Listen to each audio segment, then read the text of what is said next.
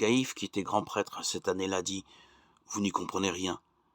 Vous ne voyez pas quel est votre intérêt. Il vaut mieux qu'un seul homme meure pour le peuple, et que l'ensemble de la nation ne périsse pas. À partir de ce jour-là, ils décidèrent de le tuer. Jean 11, 49, 50, 53. C'est un raisonnement cynique que celui de Caïphe. Pour préserver la nation juive, il n'hésite pas à supprimer un homme.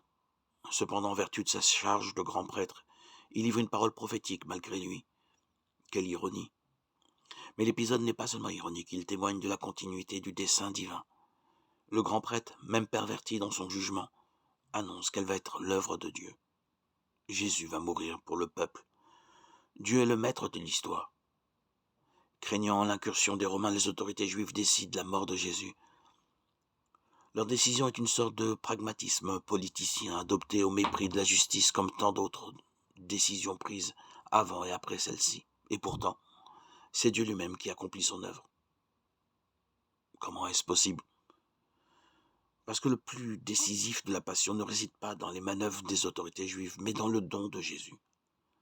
Pour qu'elle advienne, il faut certes que la mort de Jésus soit décidée, mais il est plus nécessaire encore que celui dont la vie ne peut être prise la donne. Jean 10, 18.